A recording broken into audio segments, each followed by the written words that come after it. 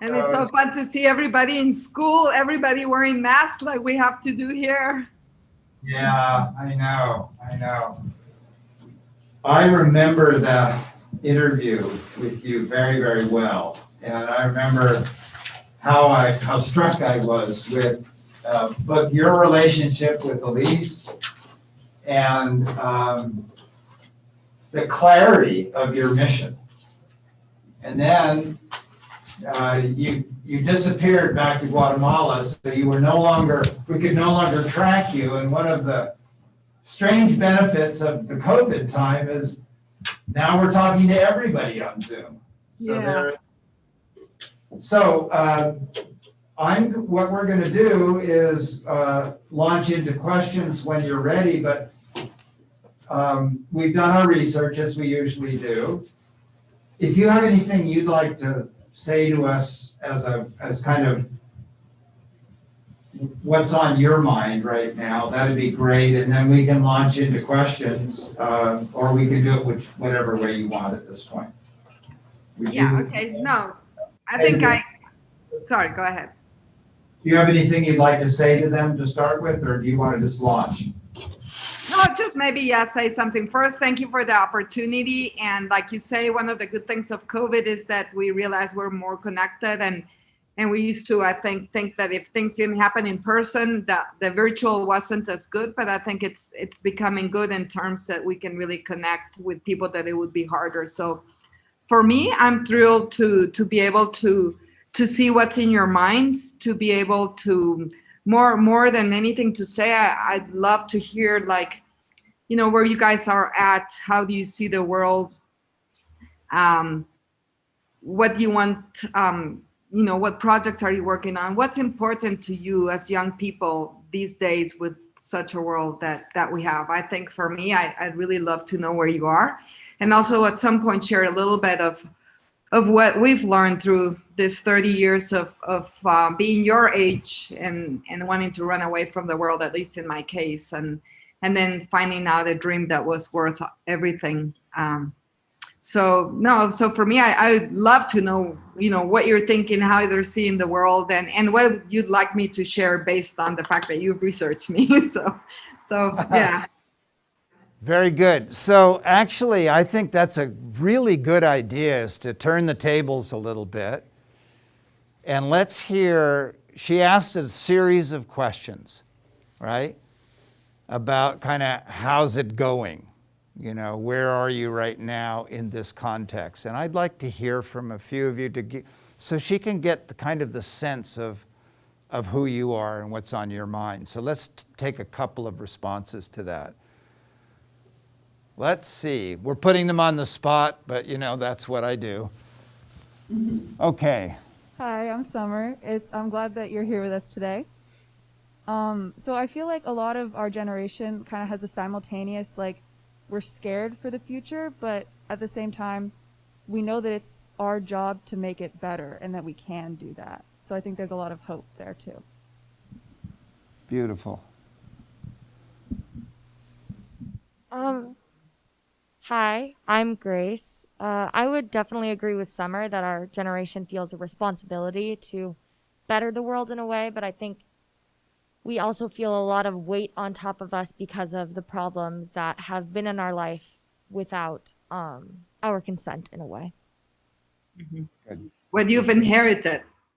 Yes, exactly. Indeed. Hi, I'm Amirah, and it's great to meet you. I agree with Summer and Grace, but I think that because we have this responsibility on our shoulders, it makes it not exciting, but something to look forward to in life, to kind of have this thing that we need to work on together as a big community, like a world community. Really interesting. It's important to me to know where you guys are at that way. Ben. Hi, I'm Ben, and I kind of want to go along with what Amirah said. I think there's just a lot of opportunity for our generation to create change and to better the world, and I think there's a lot about that is exciting. So yeah, I think that's how I feel about everything. I'm Liana. Hello. I think I am kind of scared for our future, or scared to what we are inheriting. But I think that we can make a really good change. Even now as teenagers, I feel like we're already moving towards change, and we're not even adults yet. So I feel like once we can actually make huge changes, which is very exciting. How many of you feel that way? I mean, well, give us some examples of what you're already doing, okay? You say we're already moving. What are some examples of things you're doing? I think we're already talking about how to change, for example, for the environment, how we can make a change to help stop global warming, and for example, Greta how do you say her last name? Thunberg.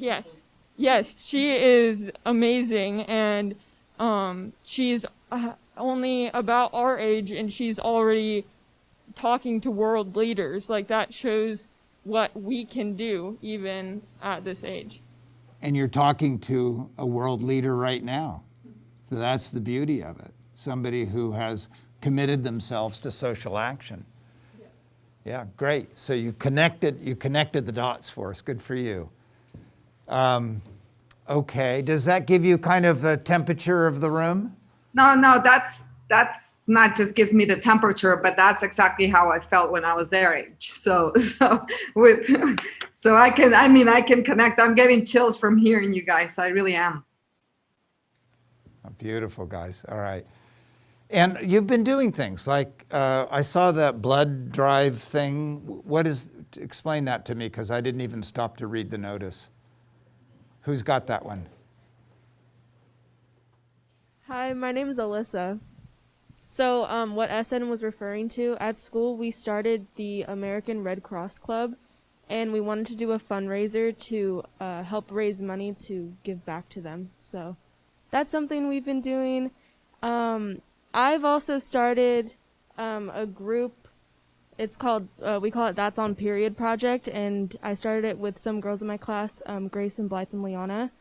And we want to raise awareness on like the stigmas around menstruation, and we're also working to like receive donations and give back to local shelters. Okay, Gracie, over there.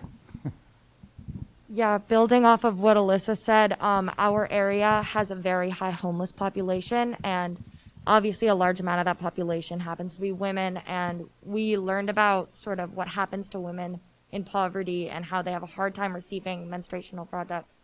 So we are working to help donate those products to local shelters and such. Okay, so are we ready to go to questions for you? Yeah. Okay. All right.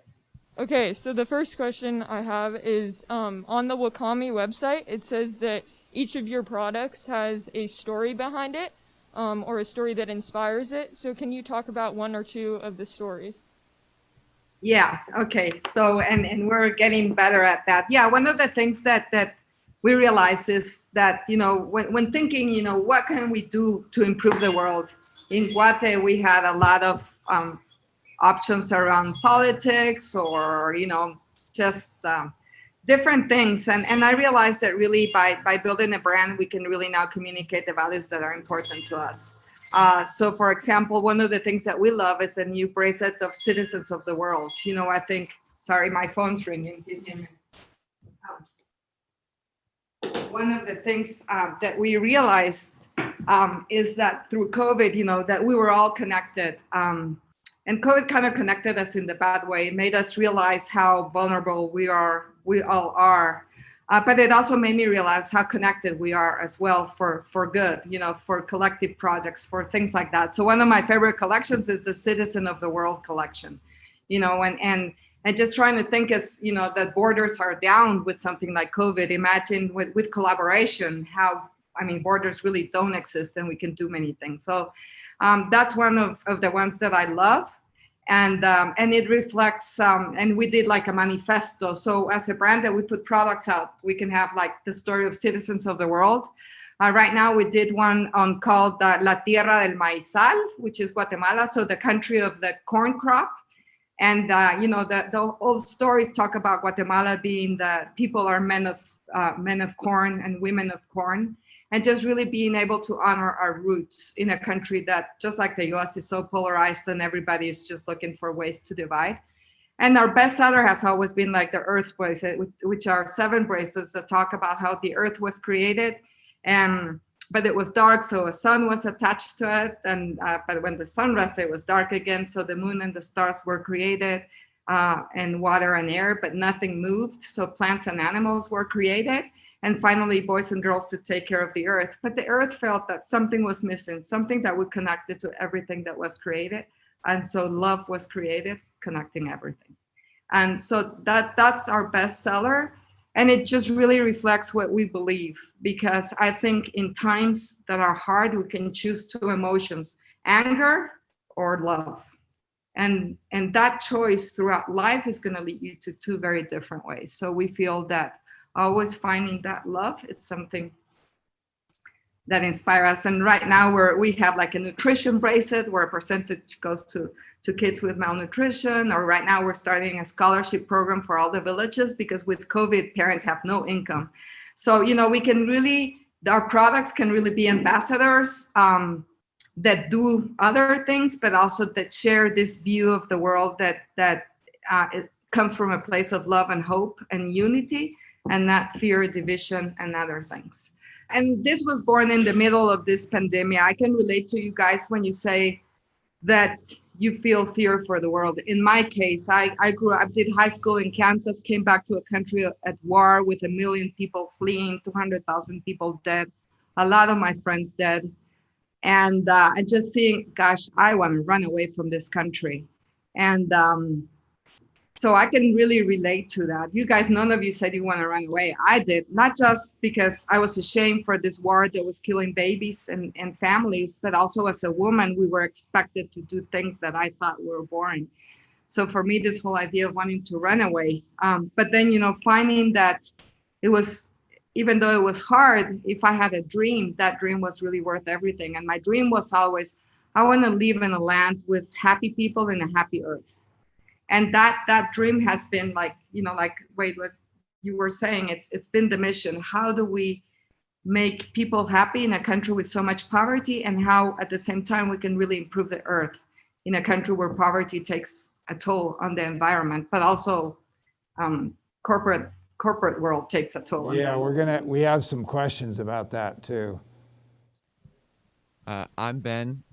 In an interview with Harper's Bazaar magazine, you said that in the fashion accessory industry, people go for products that make people look beautiful, but you would like to go for products that make the lives of the people that produce them beautiful too.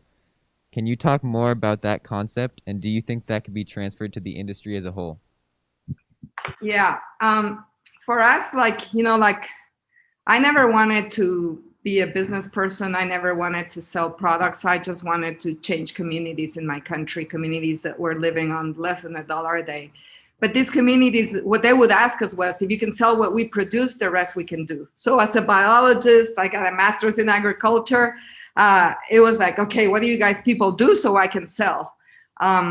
So, we started, as I was seeing what communities could do, we started selling all kinds of things, but it got kind of crazy, from selling tomatoes to flowers to potpourri to soaps to whatever a Peace Corps volunteer had left in a village. And that's when we decided, let's create a brand that is a highway to market. So many Guatemalan women in rural villages can use that highway to get income. So that was the why we started something like Wakami. But what I realized early on is that as we made bracelets, and why did we choose fashion accessories? Because like here, communities make baskets or make beautiful weavings, but a beautiful huipil, which is their clothes, they take like a month to make. Those should cost $3,000 if you were to pay a fair price, but nobody's going to pay that. So we said, okay, what can generate income for these women, which is what they want, but it's also something that the world will want. And we researched and found the bracelet and the fashion accessories. That's something that's growing really fast. It's something very easy to export. And at the same time, it's something that the women can produce really fast and go back and forth in public transportation to the production center. So that's what we chased. We said, okay, we're going to do bracelets. And people say, oh, you're the bracelet company. And I said, if you guys saw how much is behind that, because then, what happens is, just to give you an idea, in a country like Guatemala, where 60% of people live in poverty, under $2 a day, and 50% of children have chronic malnutrition. That means from the time they're 2 years old, their brains are going to be smaller, their learning ability is going to be really small. And so for us, it was, okay, so how do we bring income? So by women starting to make these products from their home with a design that, follows like the global trends, but it's something that they can make, they started getting income. But in Guatemala, and the income really empowered women. Guatemala is a country with the biggest gender gap index, meaning if you're born a woman, by the time all these girls that you're in high school, you'd be already married with kids, or just with kids. Because in the villages and the machismo societies, why invest in a girl that's going to get married and go live with somebody else? So we will only invest in boys. So you have mothers that have second or third grade education, hardly speak Spanish, that have kids, and they've always been told, you're useless, your role is to be in the house and have kids, nothing else. So as these women start having income, we train them. We train them for 2 years, but within like the first 2 or 3 months, they make the first bracelets, they have income, and they start, when they get their first paycheck, it's like, oh, I'm worth something.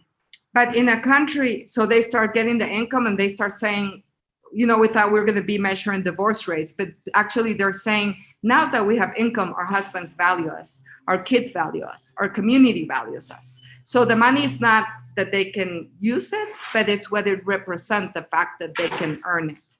So that was like the first 15 years of Wakami. But then we realized that the women's dreams are not just to have income for the sake of it. They want to have healthy, educated kids, because they don't want, and especially healthy, educated girls, because they don't want their daughters to go through the same thing.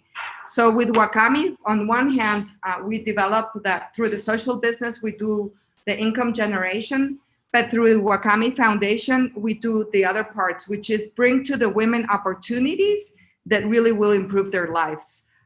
That the government should do, but there's no government in Guatemala in the villages. So if there's a sick kid, there's no doctor, there's no health center. So we talked to the women and said, what are the 3 most important things for you? And they said health, they said education, and we want to have healthy homes, beautiful homes. So Wakami, as Wakami Foundation, we partner with others, one, to bring in the 1,000-day window nutrition, which is a best practice for how to decrease malnutrition. And it's teaching the women about which foods, what foods, clean water, smoke out of the house. And we have a nutritionist that goes to each one of them. And then the women we will bring products like filters, like stoves that they can invest in. And then right now, if you see in the webpage, we started a big scholarship program, because even though mothers are making money and fathers too, there's no high schools in the local village. So going to junior high school and high school, they're not public, they're private. Public school only goes through 6th grade, and they have to travel. So it's not just paying the high school fee, but the transportation and the feeding of the child all day away. So we partner with them on that.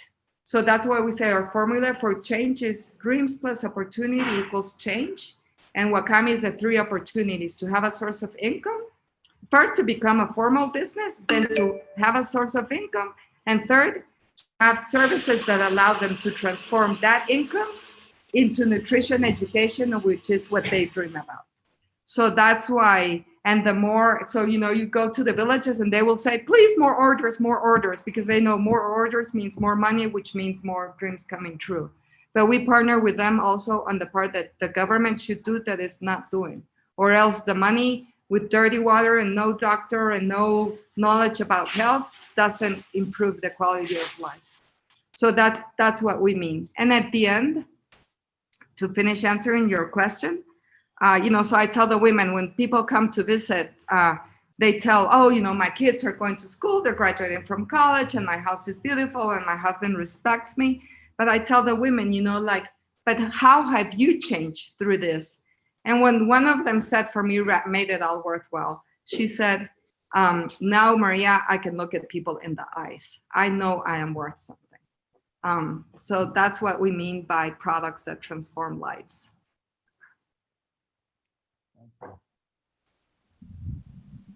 Hi.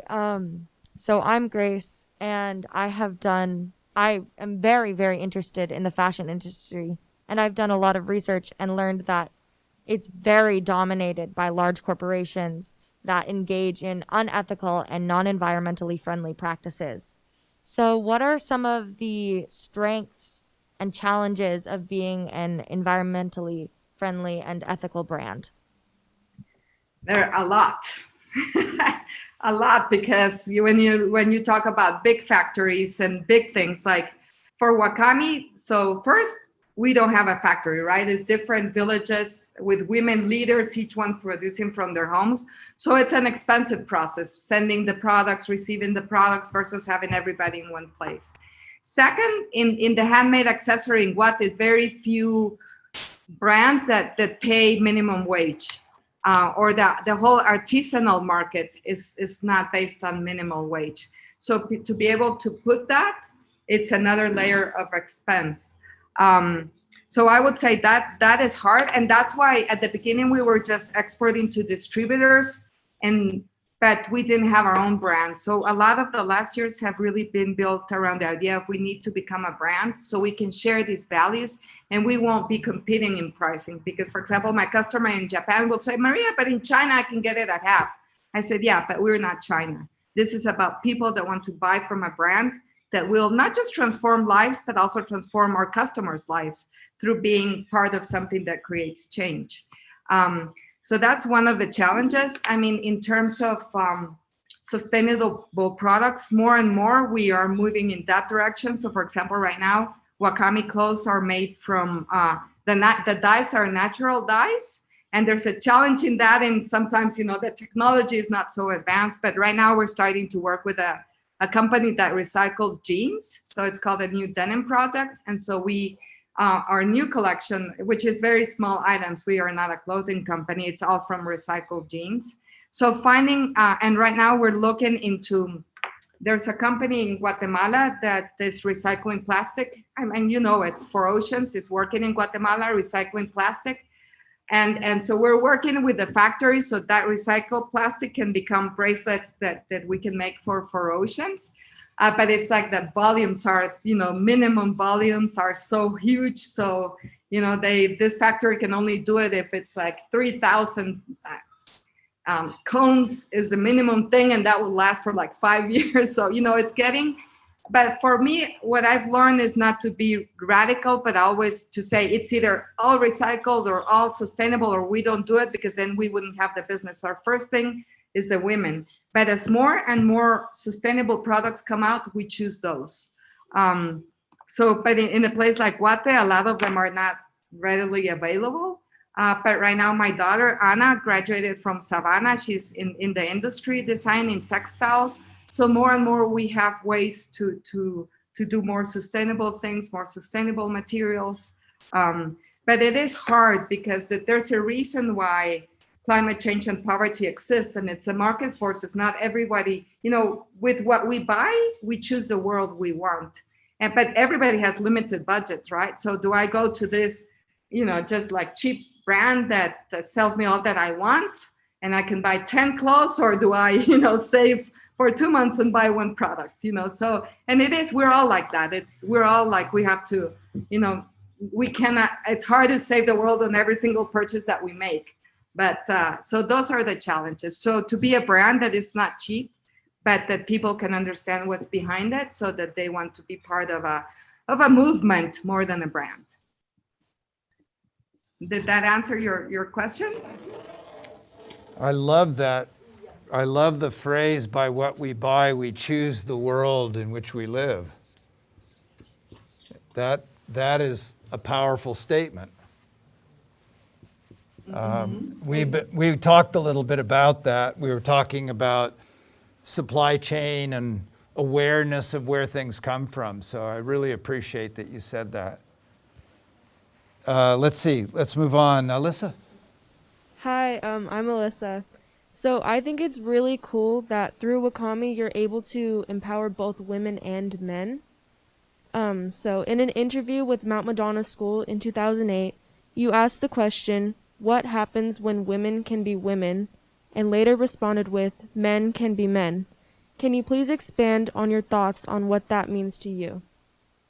Yeah, I think, the bad thing about machismo, and Guatemala is one of the most machista countries in the world. The bad thing about machismo is that, like exactly what I said, not only are women aren't allowed to be women, but men aren't allowed to be men. So in the machismo society, like the woman is not supposed to get an income, is supposed to obey, is supposed to just be in the house and have kids. But that, what we have seen from different videos is when somebody has absolute power, that leads to violence. So, if only the man has income and the woman is always like, please, can you give me for this? And at the end, it turns out into violence. So women are being cut short of their potential, in which there's nothing that we can't do. I think women are different because we can give life whether we choose to have kids or not. So we're complementary. But the fact that women have some, in general, different skills doesn't mean that we should be subject to somebody else telling us what to do. So as women gain their freedom, it's the best of us. And like Elise from Vital Voices would say, it's like women lead different with power. And that's very complementary to the way men lead.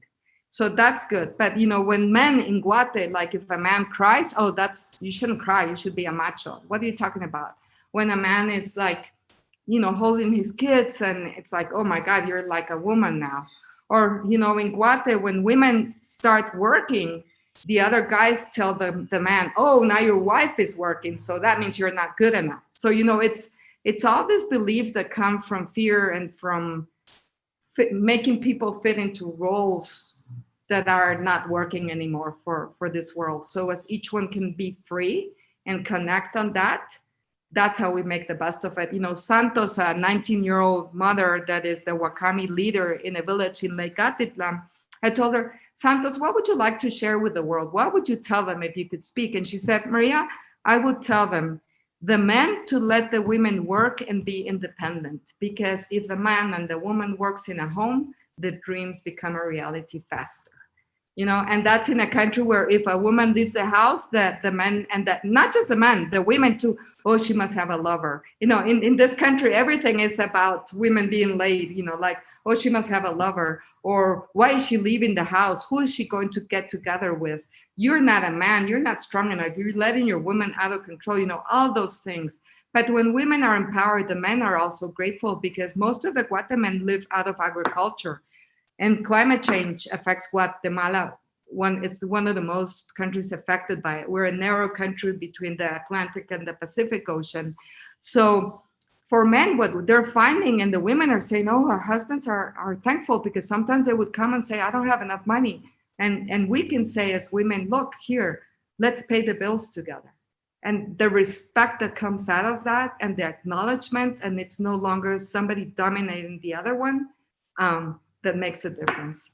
And I think this can be applied to the whole world. When a big country controls a little country, or, whoever has power abuses the power, that's when the problems start. But when everybody has an equal power, and as human beings, we recognize we have different talents, different scenarios where we operate, but as human beings, we all have the same value and power. That's what allows us to be free as well.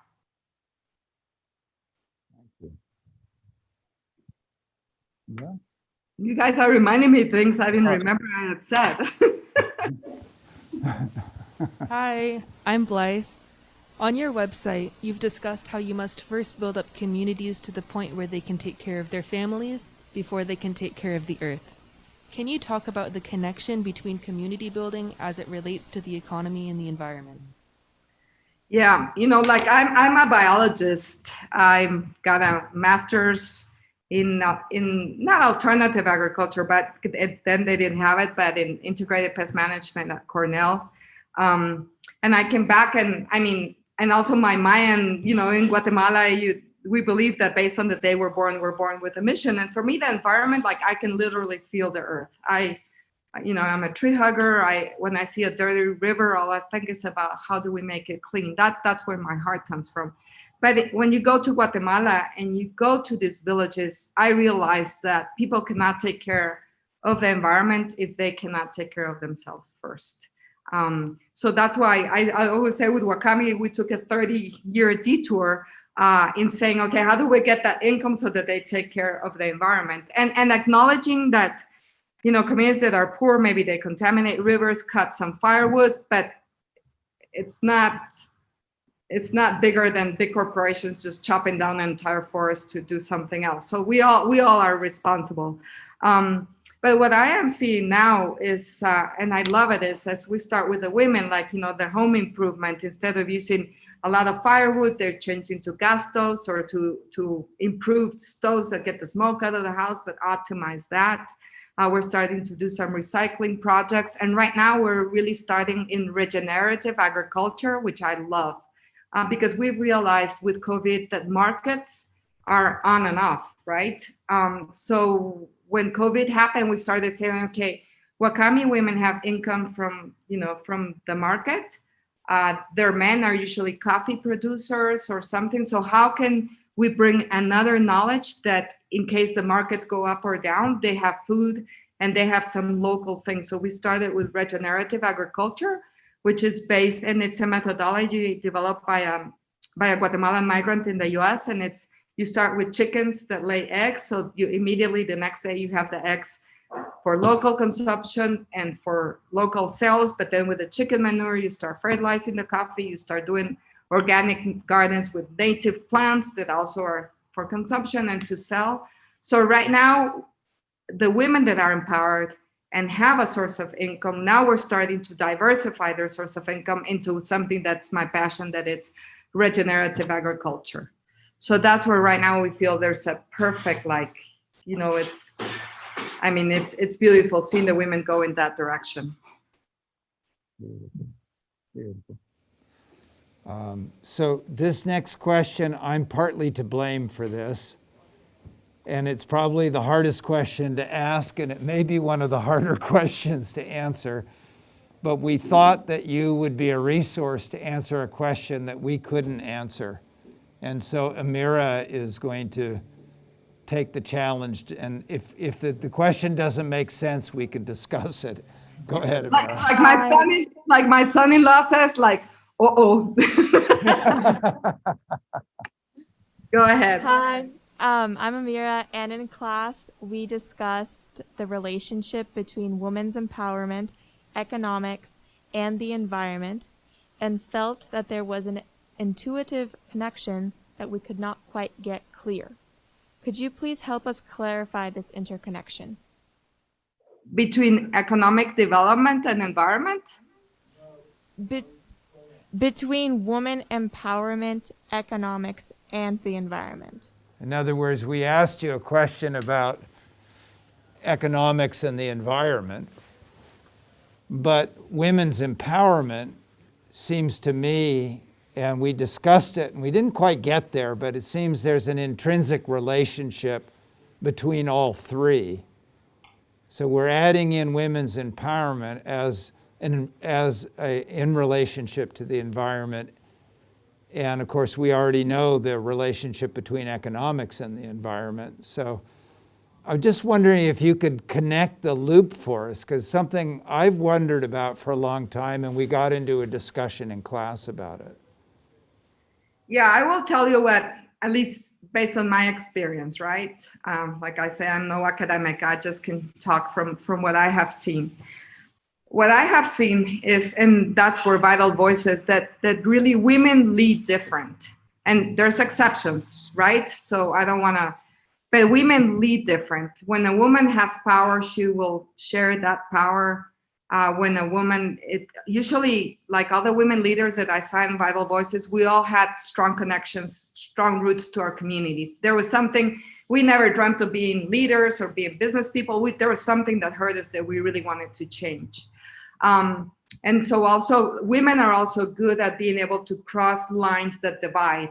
So usually, maybe sometimes, and I see it, guys will maintain their grounds and the women will be the one going back and forth. That's generality. Those are, I would say, good things about how women lead.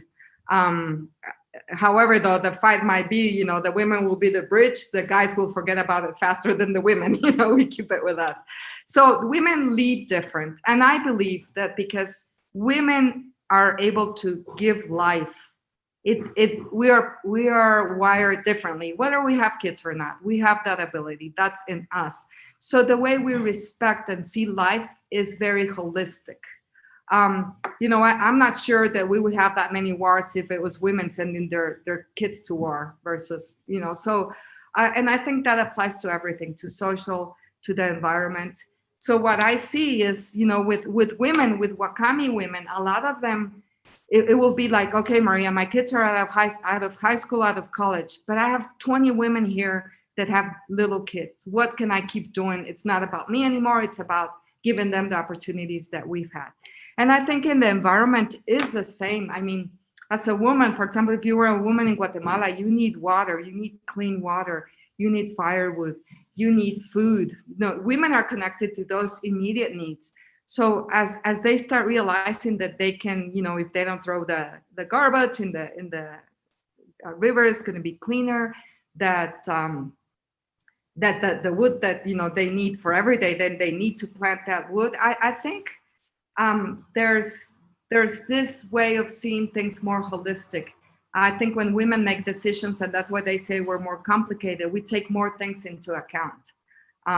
And that's, like I say, a generality and what I've seen in the Wakami women. So I think that connection to life makes us really value life and life in all its forms. And so I think, and what does that have to do with women's empowerment and economics? I think, and I see it, a woman that is not empowered, she thinks she's worthless. So the only way she sees the world is like, I'm worthless. There's nothing I can't do. So, but once you empower that woman and she realizes that she can have income, she can change the life of her kids, then she realizes there's nothing she can't do. And then they will immediately say, I want to improve my community, I want to improve the environment. But it comes from having power. It's very hard when you're an uneducated girl that doesn't speak the national language, just a local language that only your village speaks. And you've always just, once you finish fourth grade, they say your room is in the kitchen with open fire. And, what can that woman decide? She can't even decide about her life, much less making the world better. But once that woman is empowered and she realizes that she can make the better world, that she has something, like all that you guys said, we know there's something we need to do. We know we can do it. Once a woman knows that, and men too, to be honest, then everything starts changing. So it's from a position of I'm a victim, my place is in the kitchen, to I can fly, And when you can fly, you can think not just of yourself, you can think of your family, you can think of your community, you can think of the earth. So I don't know if that answers it, but maybe an unempowered woman, she can't do anything, but an empowered woman can and will make connections, holistic connections, very easy. That's the nature of women. Well, from me, thank you very much. That really closed the loop for me. And I think only you could have answered that question. Thank you. I really appreciate it. Amirah, are you satisfied? Yes. Okay. Sir Addison. Like somebody in my class, one of my board members says, it's a fragment of the answer, right? There's many more, but that's my fragment to that answer. It really puts a big piece in place for me that I just didn't have. And being a man, I could never have known that, without being educated, which is to understand, as you say, women lead differently. I've heard that from Elise and from many people in the Vital Voices Network. But when you bring it to the element of giving life and the way that shifts your perspective, that's where there's a divide that we have to be educated to be empathetic and aware. So I think that's a powerful message, and I thank you for it. That helped me. I learned something.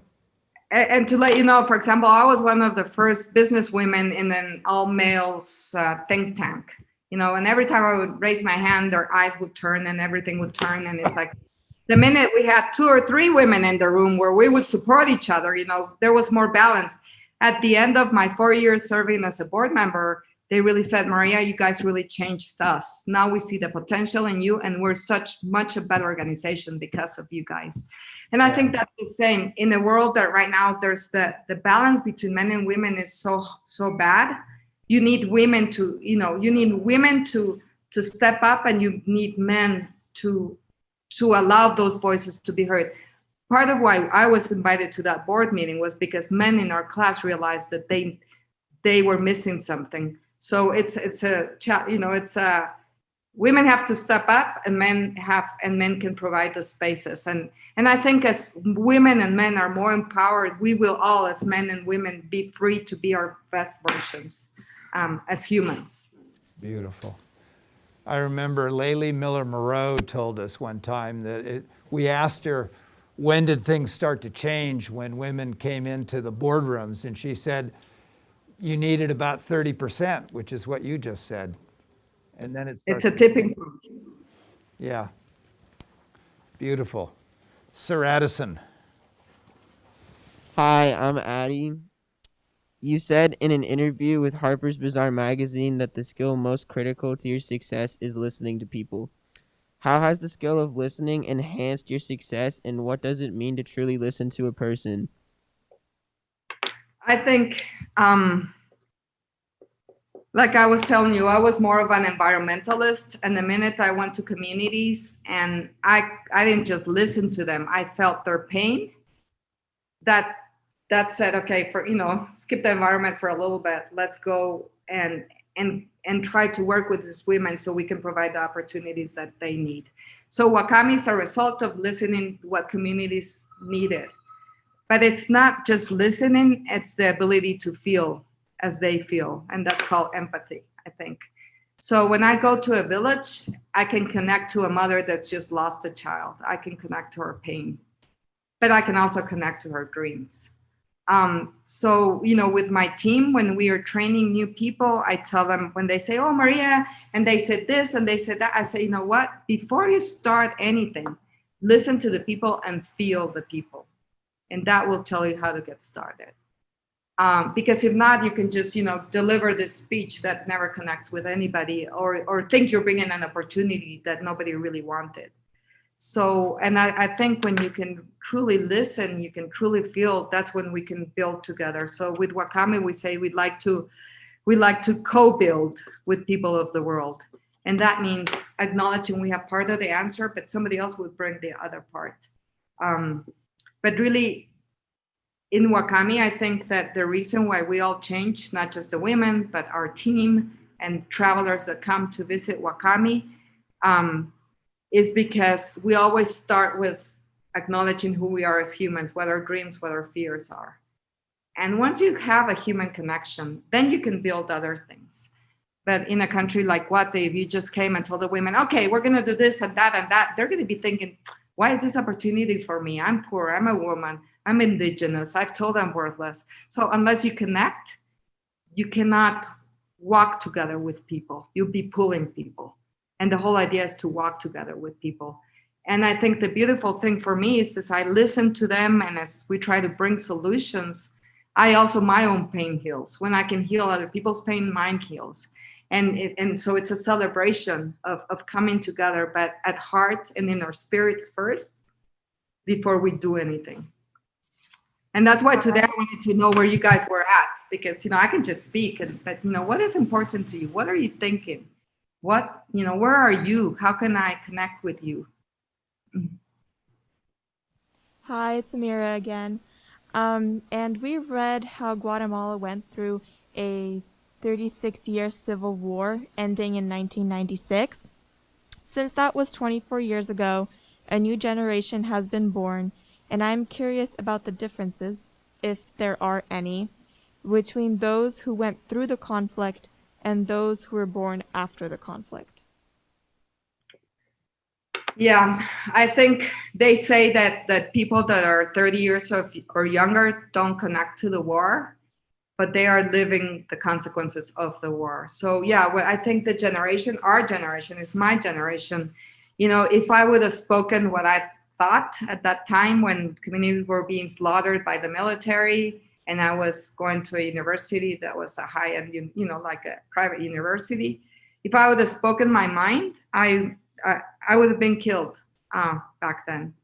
So we all learn. I learned that rather than talking is doing. So my way of protest, my activism, it's all by doing, by thinking. It's easy to criticize. Create a solution takes a lifetime. But I won't be the person in the room saying to a corporation, "You're doing wrong." That's not who I am. In my time, that would have gotten me killed.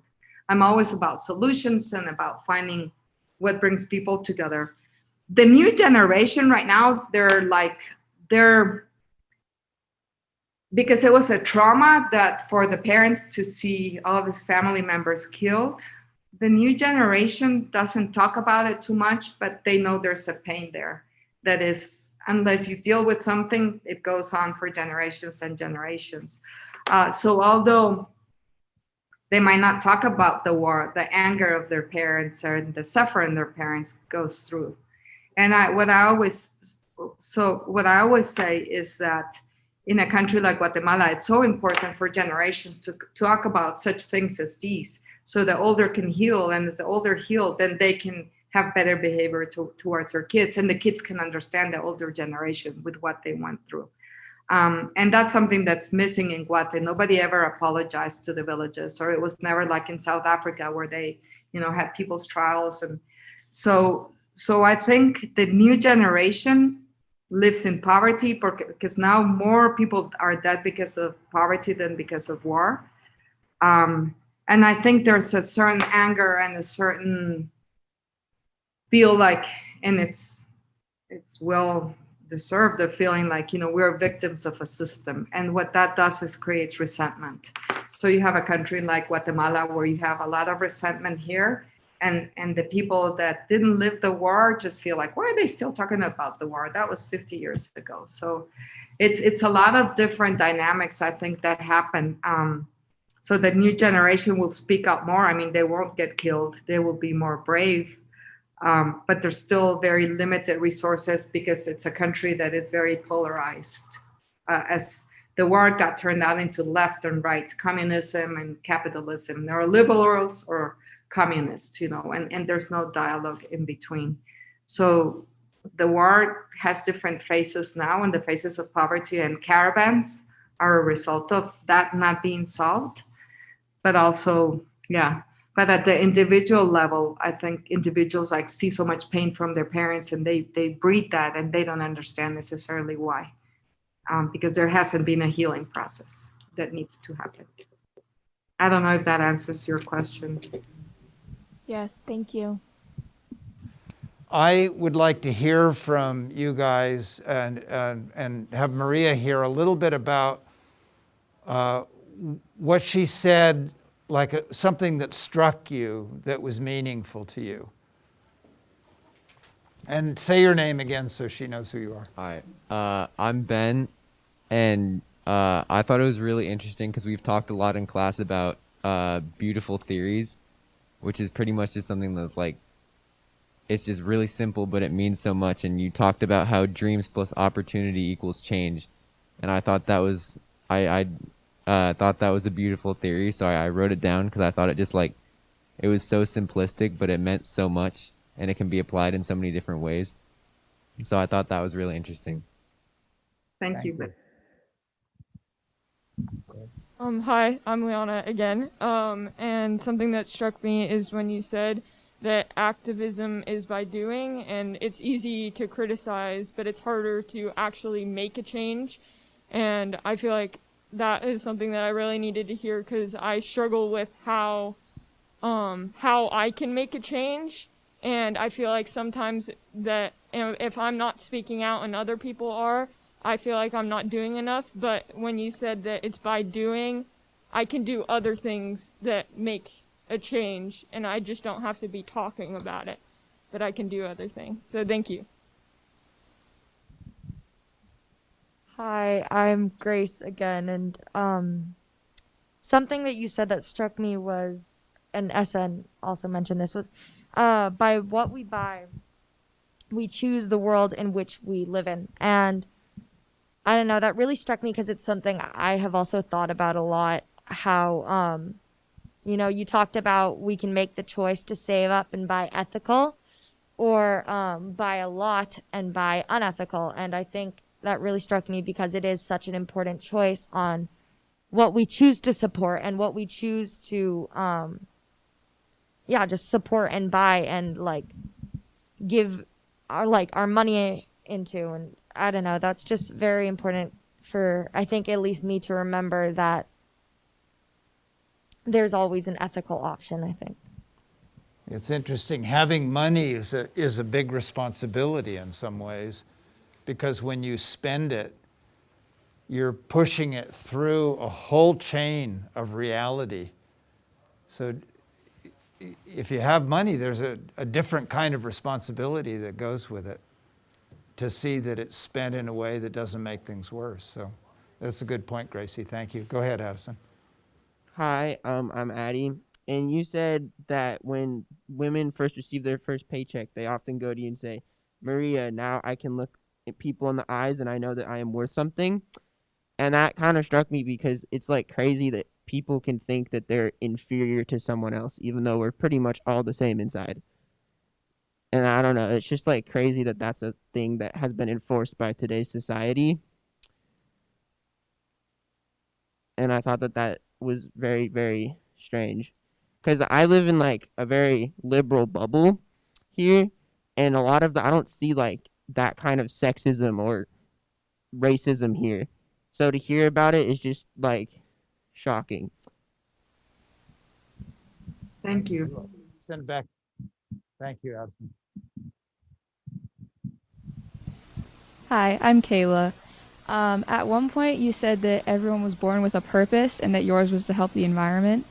And that struck me a lot, actually, because I think it's really interesting that you think everyone was born with a purpose. Because, I mean, I think that's true, but I'm also still very young and I don't know what my purpose is here yet. And I'm very excited to find out. Right there. Hi, Summer. Again, near the beginning, you said something along the lines of anger or love, and that choice in life can lead you to many different places. And like, I know a lot of the time people try to like stay away from like ultimatums, like something or another thing, but I don't know. I really like this one. It's just really powerful, and I think it's just like a good thing to keep in mind that there is a choice in that, and you can choose one over the other. Thank you. Hi, it's Amirah. And kind of going off of what Summer said, in the beginning, you were talking about how the moon was created and the stars were created and the entire process of creation, and how love was created to connect all of us. And I personally like hear a lot whenever we're saying goodbye. It's like, I like love ya. And it's like, for me, the word love has kind of lost its meaning. So when I heard that, there was new meaning that was put into that word. So thank you. Elegant theories, right? We talked about elegant theories or beautiful theories, which it takes a lot of complexity and puts it into a simple phrase that reminds us of all that's underneath that phrase.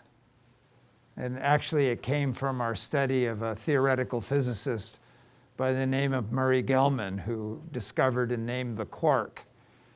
And he was talking about how Einstein loved beautiful theories, and it's because in the simplicity of the statement was a world. So you've rung the bell several times. And do you guys see how elegant that concept of beautiful theories is, that connects us and gives us a language to talk about something that's important, that's hard to name? So that, and I'm actually sitting here being really happy that you brought that up, because it means something connected in the work that we're doing together, and that's very rewarding to me. So I'm impressed and thankful. There was a question that came up that we worked on a bit that I think is should be asked, and that, Bryce, where are you? Hi, my name's Bryce. It seems from our research that you have made commitments in your life without knowing how things would turn out. Can you talk about the decisions to do things when the return you might get is not clear? Oh my God, that question is just almost making me tearful. Yeah, I think like for me, I don't like read about something and then decide, oh, I think, or the way I was like, oh, I want to one day be a businesswoman and I want to do this and I want power and I want this. No, I think for me, I saw something that really hurt me that I could connect. And my passion was to change that. And that has taken me to levels that I don't even imagine, but it's really been really hard. Like Elise also says from Bada Voices, the hardest thing staying the course. So when I started working in communities where the war was still happening, and I had graduated from Cornell with a master's, all my friends came back to big corporations. And people were laughing at me, Maria, you went to Cornell to now be, working with farmers? What's wrong with you? And to be working because I became an organic farmer and just kind of like, I'm going to figure this thing out. It's been hard. And a lot of times, I got divorced, so I was raising my kids alone and being in a social business, not having a big job, a big security. Sometimes it was like hard. It was hard for me. It was hard for my kids. But I feel like the way that I believe at this is I cannot be okay if the rest is not okay. Like that John Donne's poem, no man is an island and tired of itself, and for whom the bell tolls, So we're all connected. And I think for me, I cannot be at peace when I realize that other people are not at peace. And that was extreme when I was young, and that's how I've lived 30 years. Now I feel like the peace comes from knowing that I haven't changed everything, but I've done everything to change one thing. And so I think having peace is the most precious gift to me in all of this. Now Wakami is starting to be more profitable, and we're getting for the foundation more funds. But there are times when working with the villages meant I won't have a salary. And I don't even remember how being a single mother with no salary, I made it. But for me, it was all about walking the talk and having peace in a country that shows me so many injustices. But then again, like many of you said, so I chose to stay that course, and now social entrepreneurship is fancy and it's beautiful, and I get invited. Like Jill Biden was here in one of our communities. I was just notified 3 days ago that I was selected as top 3 businesswomen in Guatemala, like more admired, and I'm like, what? I've been in the villages, like I'm not even out there, like this is like the third talk I give in these 7 months of COVID. So, but I think what people respect is just to stay in the course and really being true to myself.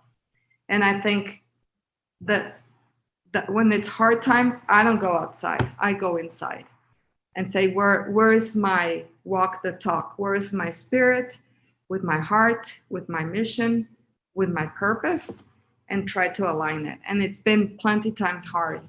But now, like, I have my kids and I think that as a single mom, I had to leave my kids a lot sometimes. I said, kids, you do your homework. My role is to pay for school. Yours is to do homework. I never did any homework, and they're straight A kids, right? But one day, Anna, my daughter, who wanted to be a fashion designer, I met Diane von Furstenberg from New York, a famous fashion designer, through Vital Voices. She invited me to go to her store in New York to kind of share what I'm sharing with you guys. And Anna met her, and Anna said, Diane, could I do an internship with you at 17? And, one day, Anna is in New York, my daughter, making an internship with DBF, and she says, Mom, you know what? If you have not done things for other people's kids, other women wouldn't be doing things for me. And look at this opportunity at 18 to be working at one of the best fashion brands in the US. So I think at the end, what I can say is it will be very hard. And that's why the reason why you're doing what you're doing has to be very strong, and the dream has to be very strong. You can alter it, you can adjust, you can be flexible, but never what somebody of you had said, I think we all not just have missions and purpose, we all have a talent. And it's our choice whether we share or not. Like we say in Wakami, nobody has all the talents and everybody has one talent. And so it's strange, what is that gift that you bring to the world? And be honest about it and don't seek for approval. It's you that has to connect to your center to find what that is. And it won't happen, I'm 56, right? So I had long enough time. You guys are just getting started. So, but it's just to be attentive and to be listening to yourself, to your true heart. I want to close with one last question, since it ties closely to this. And that's, let's see, who had the question on dreaming? Who had that one? Okay, go ahead. Hi, I'm Blythe again. On your website, you've emphasized the power of dreaming and of collective dreaming. Can you talk more about what it means to participate in a collective dream? Yeah. I mean, when I started, like I was telling you, I was dreaming of a world where people were in peace all the time while my country was at war. And I think what a dream does, it sets you to look forward. And a dream carries the energy of love, the energy of gratitude, the energy, because I think it's okay to be angry at some point, but to be angry all the time will make you an angry person. So I think a dream is something that it's like a GPS, the GPS doesn't ask you, why are you here? It just tells you, if you're here, how do you get to your dream? So I think the dream is always, when it's hard, you're looking for that. That's your star. That's your navigation star. And when I started in Guate, I was pretty odd. I mean, in school, people would say, Maria, you're a communist, leave us. I mean, I was never popular at school, didn't have friends from school.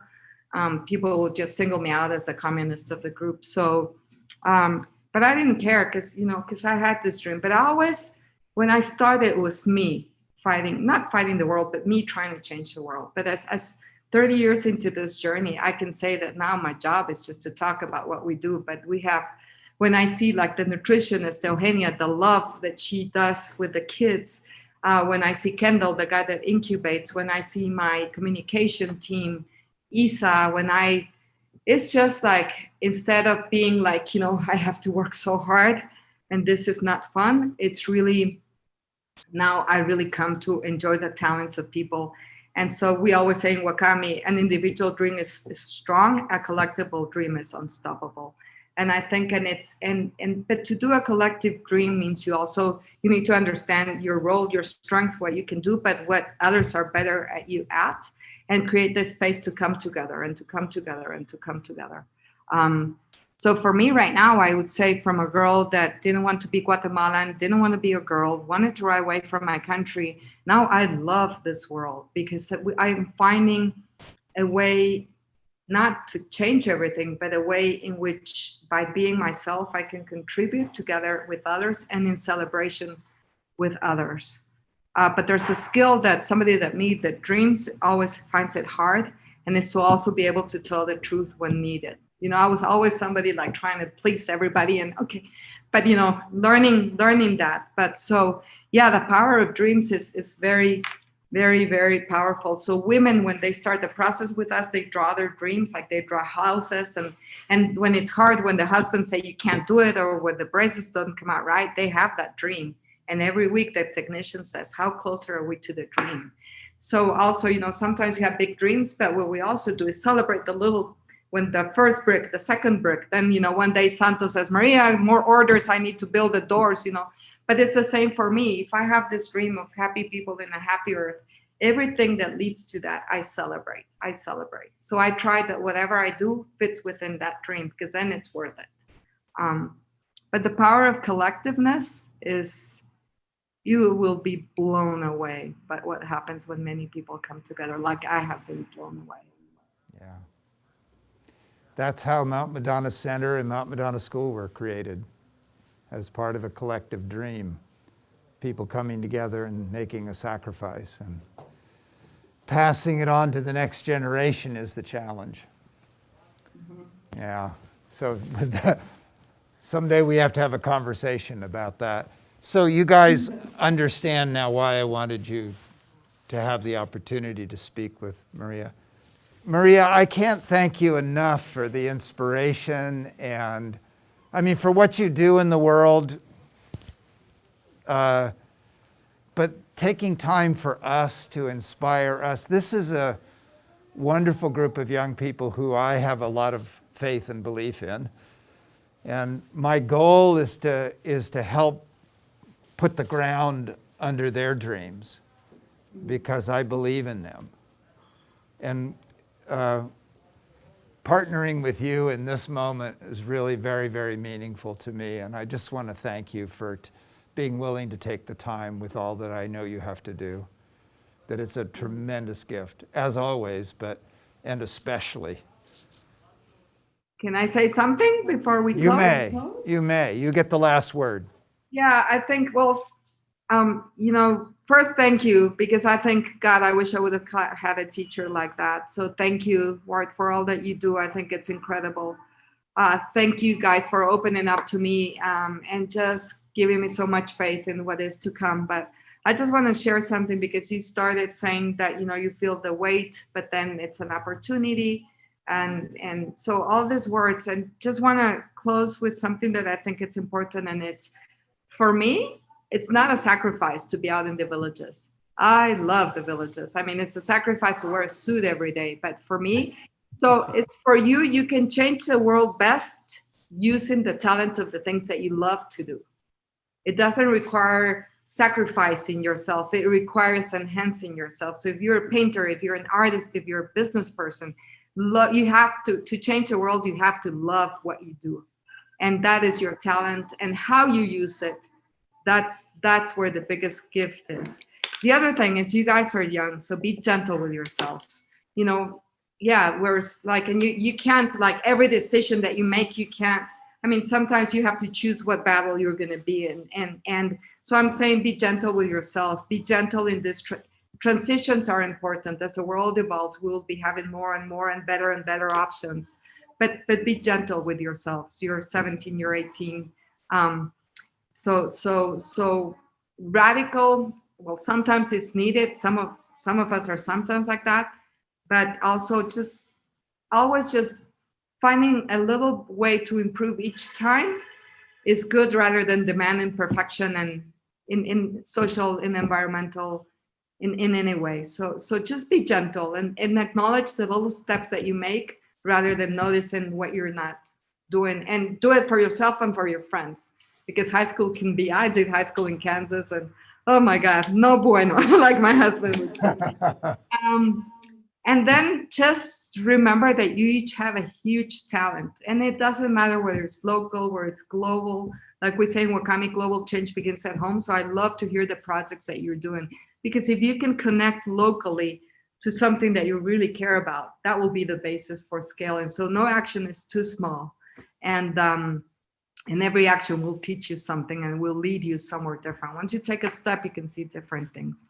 So yeah, but my thing is always, and I tell my daughters, when you're faced with something hard, you choose love or you choose hate, and how many times you choose one versus the other is going to determine totally very different ways of being. So you can change the world with love. And I just want to ask you to send me the information and the beautiful theory and all that you quoted, because I think you just found new words for things I didn't know had words. And I stay with that as well. That's a gift. Besides seeing you as a teacher and seeing you guys so engaged, I learned something today that I want to learn more about. Beautiful. Well, you have my promise on that. So thank you so much for your time. It's such a gift to us. Thank you. Thank you, guys. Guys. Thank you.